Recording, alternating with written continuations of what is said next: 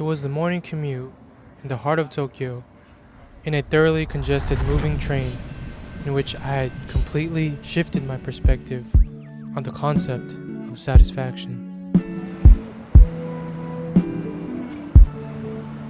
It was 2 months prior before this trip to Japan where I had first experienced this existential feeling when I had watched this Japanese film titled Nobody Knows. I recommend that you watch the film, but if not, the film takes place in a single-parent small apartment in Tokyo, joined by the main character, Akira, and his younger siblings. In the film, Akira's mother Kiko frequently is neglecting the family and eventually causing Akira to basically take care and tend to his siblings by himself. With the 12-year-old Akira seeing that his mother left no sign of returning, he could only do so much with the little money and inability to work. The film then proceeds with one of his siblings passing away and ends with still Akira and the rest of the kids together, walking home. As a 19-year-old kid from LA, I sat in the overflowing subway, jet lagged from my 12-hour flight, hardly keeping my eyes open, and complaining about my iPhone battery being dead. I opened my eyes and looked around me as I caught sight of the locals standing near. This sense of respect towards one another was unspoken. There wasn't any loud talking, eating, smoking, and the subways were clean. Being from America, I grew up in an era where everyone lives, breathes, and is their phone. Comprehending and appreciating the world around me became transparent without it. I let go of this concept of dissatisfaction at that moment because it was simply impractical.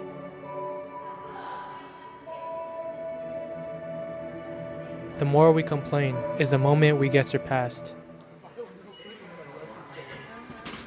Right as I got off the subway, I quickly adapted to the speed of everyone around me. I questioned the thought of slowing down, even though we had the whole day to roam the city because I knew that I would always be in someone's path. There wasn't a reason to be moving at 50% speed when everyone else's normal speed was twice as fast. With my desire to emulate this hungry mindset, I went out for ramen.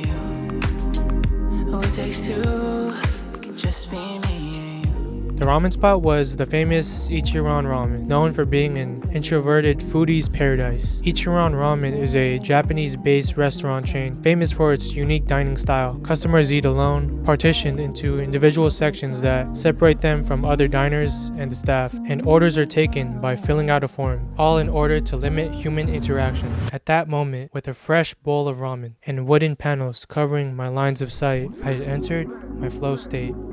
There was no need for a translator to detail the experience. Being isolated with no voices or music allowed me to be comfortable in silence.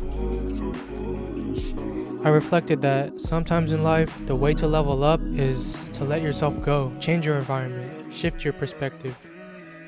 My first day in Japan quickly brought me to my senses regarding the Japanese style of living and societal norms compared to America. In application, I believe that it's best to let yourself go, alter your way of thinking and perceiving things to suit your systems and objectives that you have. Being comfortable in silence opened up my vision to be curious and process things from a logical or systemic perspective versus an emotional or disorganized angle. Circling back on the film Nobody Knows, the movie's living conditions continued to exist in my mind for days. Every action, complaint, or hint of laziness that came into my view was let go. What were my problems? What would the hungry and driven version of me do?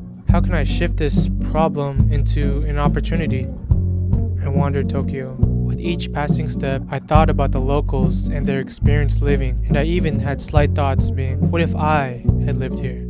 Personally, as a prospective entrepreneur, I consistently desire the treasure of location freedom. My persistent and looming hunch to explore and create regularly enters my mind. As I reboarded the train station, sundown, my feet in pain, I thought about this old Japanese ritual named the misogi.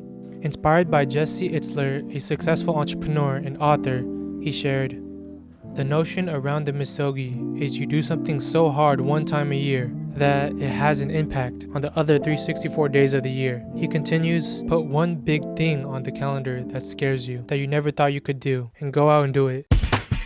There is a certain comfort in filling your life with meaningful events and knowing every year you live there is a challenging obstacle to shape your life.